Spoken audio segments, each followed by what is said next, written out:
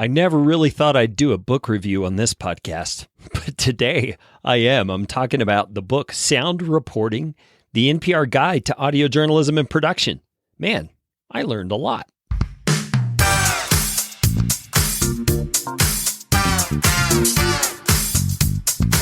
My name is Kerry Green, and I am the Client Happiness Guy at podcastfasttrack.com, and this is Podcastification. This show is all about podcasting. How to do it, how not to do it, best practices, interesting news items that have to do with the realm of podcasting, and who knows what else. And I'm trying to do it all with a little bit of fun and some information to help you get a show going, keep yours going, or make it better. And if you like what's going on here on the show, I would appreciate it, so appreciate it, if you could leave a rating or review on iTunes. You can find out how to do that at podcastfasttrack.com/review. That's enough of that kind of stuff. Let's get you podcastificated right away.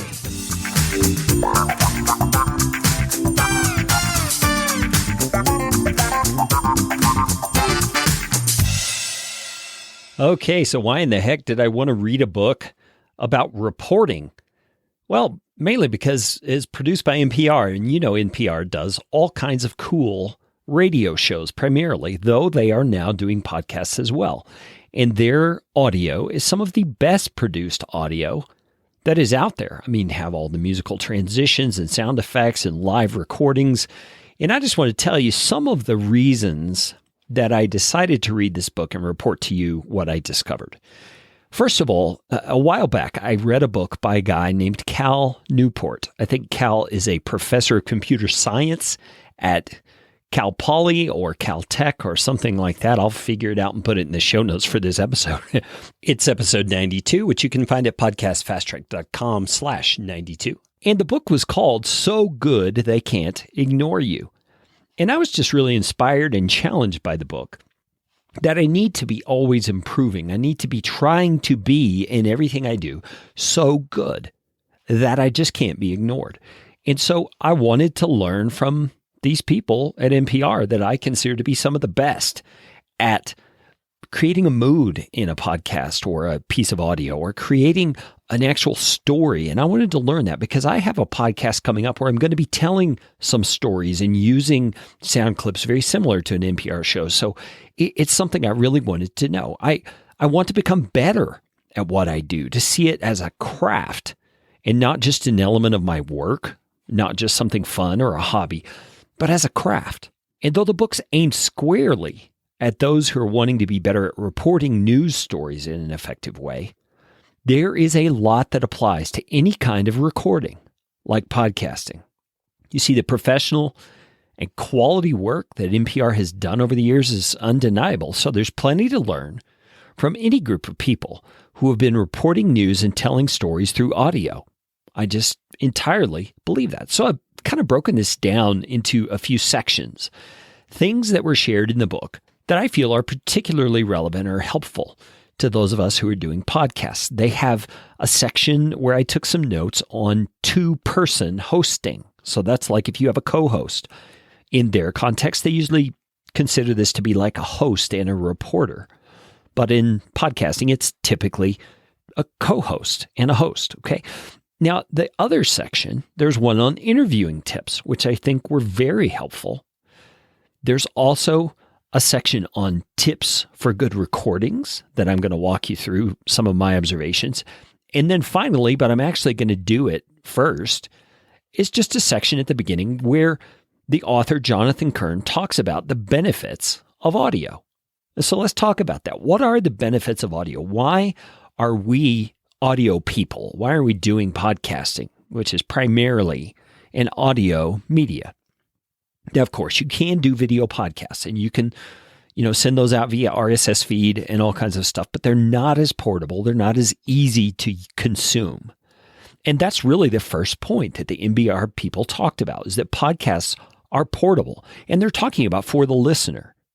The listener can listen when they want, where they want, almost at any time, while they're driving, while they're exercising, while they're mowing the lawn, while they're doing the dishes.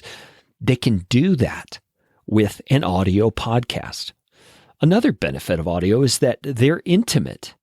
It's one person speaking directly to one person. Now, that's not true if you have it turned on in such a way that it's coming through speakers and more than one person is listening to it. But generally speaking, audio is from one person to one person, even if it's being broadcast over radio, over airwaves, because that one person on the end of the line who's listening is having that experience right there in their own head. I thought that was a powerful point because audio can be intimate in that regard. They also said podcasts are nimble, or audio is nimble. I mean, it's easy to do it anywhere. You can record on the spot if you have a good recording device. You can be ready. You don't have to have a camera set up. You don't have to have a van with a film crew. You can just have that little recorder with you, and it's a very easy thing to just hit play and go. Now, another point that Jonathan Kern made that I thought was powerful is that few things affect us as human beings like the sound of the human voice. I mean, it's a sound that's familiar to us. It's a sound we can all relate to. And it's a sound that is probably one of the most expressive things that exists. The intonation, the turn of a phrase, the inflection, all of those things are powerful for communicating a message or for telling a story. And that really is the last point that he talked about in the benefits of audio, was that sound tells a story. Now, of course, you can do that visually with painting or photography or things like that, but those are left up to interpretation a lot. But when you're actually using verbiage, you're using words, like I'm doing right now, and you're telling facts or you're demonstrating something through what you say, or you're actually telling a story, it engages people in a way different than those other things. Not necessarily better, but different.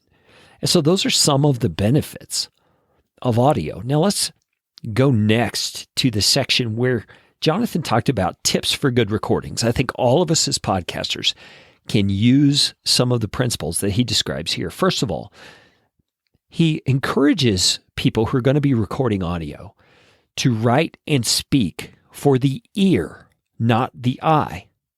What he means is don't script something out, and he's talking that way because they do script out things for radio shows quite often. But he's saying if you're going to use a script or you're going to do a bullet point outline, don't write it out the way it looks good to the eye as you're writing it. Instead, write it out in a way that it sounds right for the ear to comprehend. And so maybe you should read those things out loud if you're going to use a bullet point outline, or if you're going to use a script.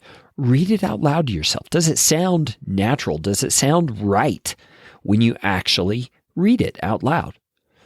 He also stresses that simpler is better when it comes to recordings. You want it to be able to be comprehended, to be understood the first time. Because in their context, especially at NPR, radio is a one-time broadcast and it's over. I mean, there's no rewind button. There's no jump back 30 seconds. They have to focus on simpler being better and getting it right so it can be understood the first time. I think podcasting, we have a little bit more leeway in that and some leniency because we do have that skip backwards button.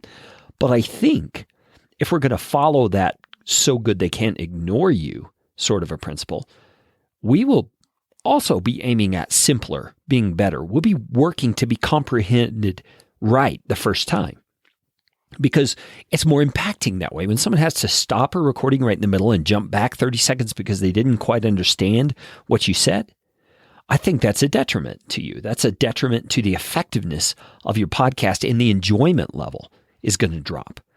And so simpler is better. The third point that Jonathan talks about in this section is that good recordings should be done in such a way that they present information at a pace and in a form that allows people to absorb it. So things like pauses, things like spacing, things like pacing of a conversation or a description of something really matter because there's someone on the other end of that recording who's listening, who's needing to absorb it, and their brain has to have time to process. Their spirit needs to have time to absorb the feeling and the emotion of what's going on. And so I think as content producers, we should be very aware of this, that it's important to present information at a pace and in a form that allows people to absorb it. So by form, I think they're talking about the savvy placement of sound effects or music, the care that's taken to not overwhelm a voice with a background effect or background noise. You see, there's a whole lot that goes into this that these NPR folks have figured out because they've been doing it for so long. But those of us in podcasting know the integration of those extra elements like background noise from a crowd or sound effects or things like that. Man, that takes a nuance. It takes almost a diligent study of doing so in order to make it work right. So we have to be careful. We have to be careful that we're doing it in a form that allows people to absorb it, that we're not distracting from what it is we're really trying to get across. Now, he also mentioned in this section about good recordings that we need to do something he's already mentioned in the benefits of audio, and that is to write the way we speak. Now, keep in mind, again, he's talking to people who typically write out scripts or write out different things they're going to read on the air. But the reason I wanted to include this again in this section about good recordings is because there's a mindset behind it in the way he described it here. He was talking about speaking as if to one person, not hundreds or thousands. I don't know if you've ever thought about that before, but it's easy when you're podcasting to think, oh, I have 300 downloads per episode, if that's your number. And so you may think of speaking to 300 people, thinking of a crowd or the whole group. But what they've learned at NPR and what I've learned in my experience as being a public speaker and being one who's preparing things to speak publicly, and podcasting is public speaking, isn't it? You need to think of one individual. And that mindset shift enables you to speak in a more intimate way, a more personal way, a way that connects better with the heart of individuals. And because you're speaking to one person in your own mind, every person at the end of the recording who's hearing it in the finished product is able to hear it as if they were that one person. And it's more impacting. This is such a subtle shift in the way we think about recording the things that we say. But I believe it's powerful, and I believe it definitely will have an impact if we're able to think of our podcasting as speaking only to one person on the other end. The next point that Jonathan covered in his book was don't use words you wouldn't use at other times. I think that's kind of common sense that we forget about quite often. We get behind the microphone and we start to feel like we've got to sound professional or we've got to say things that sound smart. And he's saying, no, don't do that at all. Use words you normally would use because it lends to what he calls authenticity, which I totally agree. If you sound like you, how can you be more authentic than that? But he also says it aids in comprehension. If you're picking out words that you think are flowery or sound smarter, for example, man, you may be confusing your audience who probably listens on the very same level that you normally speak. So don't use words that you wouldn't use at other times. He also talks about an issue that I find myself dealing with from time to time, and that is to be aware of cliches. You know what a cliche is, right? It's a phrase that everyone uses to describe a certain type of thing, a phrase kind of like water under the bridge. Jonathan says, when you're telling stories or when you're trying to communicate something in a powerful way, you need to be aware of the cliches. Sometimes a cliche is very poignant, very fitting for that place in the recording. But other times, it's just a cliche, and it's a sign of laziness, really, in thinking about how you're going to communicate. So look for alternatives. Look for new ways, different ways, but still simple ways to explain what it is you're trying to explain. Your listeners will thank you for it, and they will actually comprehend what you're saying even better. Another tip that Jonathan gives in this section about good recordings is to avoid unnecessary jargon.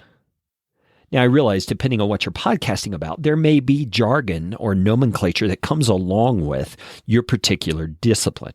Okay? In audio recording, for instance, we may be talking about hertz or LUFS when it comes to sound, things like that. But if you don't have to speak in the jargon, don't. Because you want to speak to the person who's listening to your show and has the least amount of information about the subjects you cover. That way it's accessible to everyone.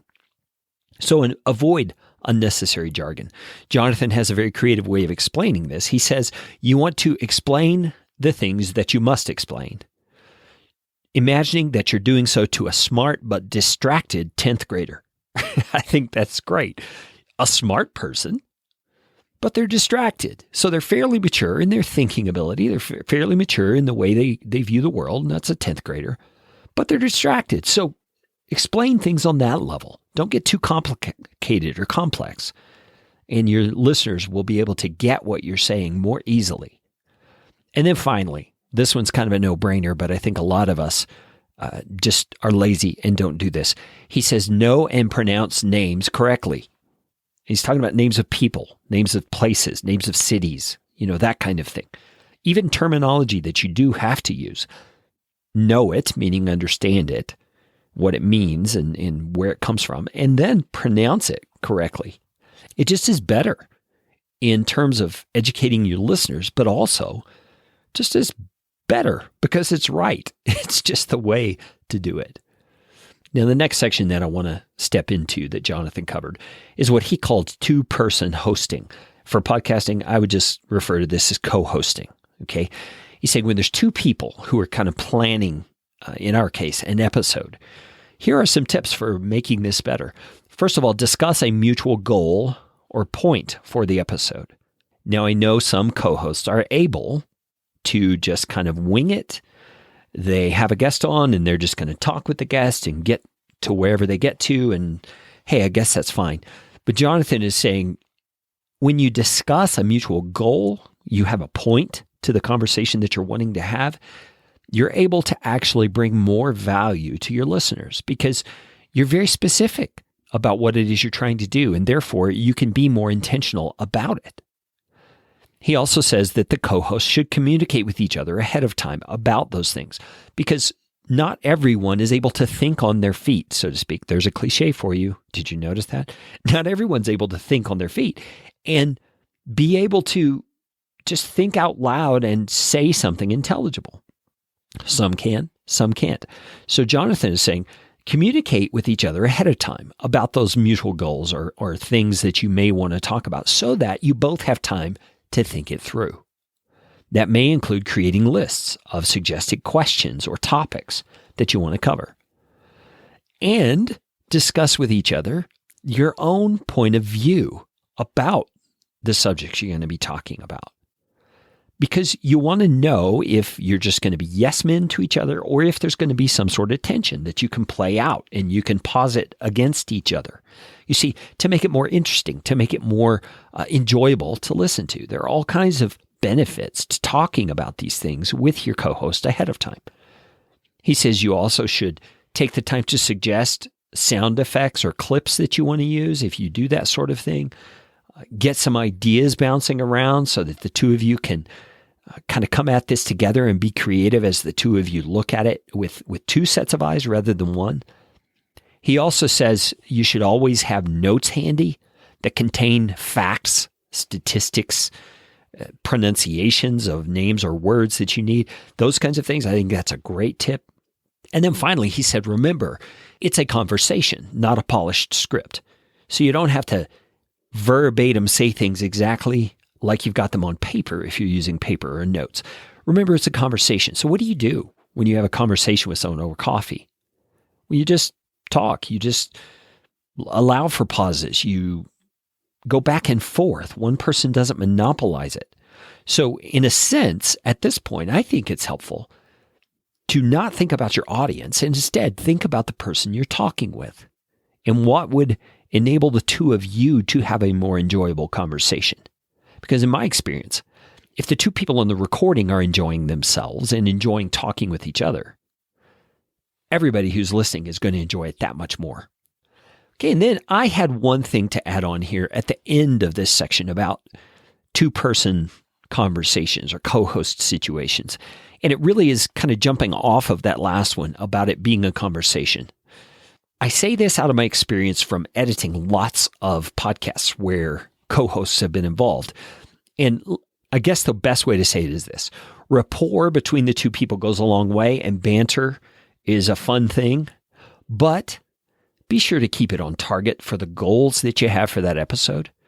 Man, there are some podcasts that are just painful to listen to because the two people are thinking too much about only the two of them, and they're having all this fun and interaction that really is completely irrelevant to the people listening.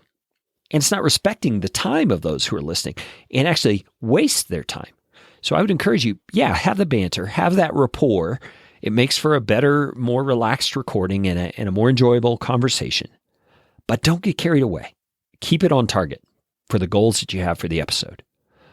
All right, I want to wrap up with Jonathan's interviewing tips because I don't know actual figures, but I would guess probably 70% of podcasts out there are interview-style shows. So I think all of us can benefit from knowing how to interview better. And in his context, this was usually a reporter or an actual interviewer type host who would be doing this kind of a thing. And he says it has to come through their personality and their skills. So as an interviewer, you need to understand your own personality and your own abilities when it comes to asking questions so that you know, can I follow up on a question effectively? And if not, should I practice that? Should I learn how to do that? Or do I have trouble with that? And should I have a ready set of questions handy? You see, those are what he means by understanding your own personality and skills. But anyway, that's kind of beside the point. Let's get into these tips that he gives for interviewing. First of all, he says, be curious. Be curious. Man, I think curiosity goes a long way when it comes to asking questions because you don't have to stick straight to the bullet point list of questions that you've prepared for the episode. If something interesting comes up, because I'd rather have interesting over well-planned any day of the week, wouldn't you? So be curious. As a person is answering your question, really listen and be curious about the things they're saying. Really, that's what happened? How did that happen? Or why did you feel that way? Or those kinds of things. He also says it's helpful to be skeptical. He elaborates a little bit. He says, be skeptical about human nature and agendas that are being described or presented. Ask more questions because of that skepticism. You see, that skepticism allows you to investigate a little more, kind of like Sherlock Holmes, digging in, looking for, listening for the truth. You see, that's what skepticism helps you to do. He also says we as interviewers need to listen well. And that means we need to inject emotion and genuine interest into the way that we ask our questions and the interaction we have with our guests. Because as they share things and we are emotionally engaged, we're able to respond with more authenticity. We're able to ask the next question in a way that shows we not only heard what they said, we understood it and we're digging a little deeper. And so we have to be careful that we're listening well. He also says you want to do everything you can to avoid factual mistakes when you are talking with someone in an interview. That means you're probably going to have to do a little bit of homework first about the person, about their accomplishments, about the pronunciation of their name, about all kinds of things, so that you can avoid making silly mistakes in the middle of the recording. It may be something that's not a big deal, but it could also be something that's kind of embarrassing for you or your guest. So he says it's important to do everything to avoid factual mistakes.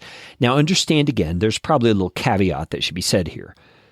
Jonathan is coming from the perspective of radio that has to go out accurately and with the first time recording being effective. So he's not talking about something like a podcast where we can edit, we can actually be more relaxed because it is a podcast. He's saying do everything to avoid factual mistakes because of his context. So keep that in mind.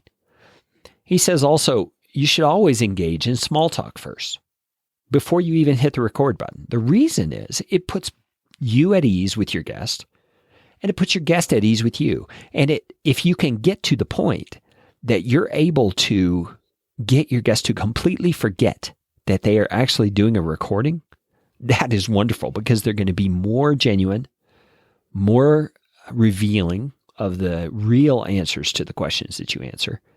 And that small talk is a big piece of getting them there. He also says it's important to play dumb. Even if you do know about the topic that your guest is speaking on, play dumb. Ask questions for the sake of your listeners that will enable them to learn from the guest in a way that they maybe couldn't before.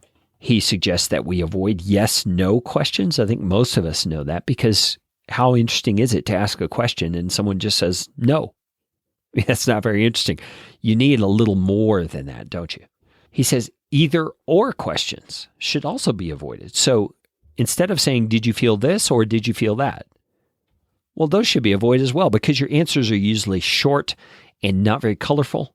So along that line, instead, ask for analogies to clarify the thing. So what was that like? Or how did you think about that? Those kinds of things put people into a more imaginative, creative mode when they're answering the question. So ask for analogies. And he said, especially if you need to clarify technical subjects. And then here's the very last point he gave about interviewing, which I think is a powerful one. He says to put the same energy into your questions as you would like to get from the responses to your questions. That means you've got to be somewhat enthusiastic and energetic in the way you ask the question. You've got to show that this matters to you. It's not just a list that you're reading from. You want to kind of set the mood and set the tone for the level of enthusiasm that this conversation is going to portray, because your guest will most times match you in that. So put some energy into your questions. Put some energy into your approach to the conversation. And your recordings will come out better, and your listeners will definitely benefit more. So that's it. That's just a quick, it's not really a review of the book of sound reporting by Jonathan Kern, but it's kind of some best practices that I learned from reading the book. I'll have a link to the book in the show notes for this episode. It's at podcastfasttrack.com/92. And that's it for this episode of Podcastification. Hey, if you like the show, would you do me a favor and share it with someone you know would enjoy it or benefit from it? You know what time it is. It's time for you to go out and make it a podcastificating day.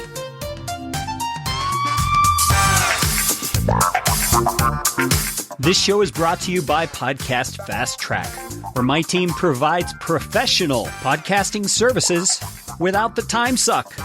Full production, editing, and show notes, all in one monthly subscription package. You can find out more at podcastfasttrack.com. Now go out and make it a podcastificating day.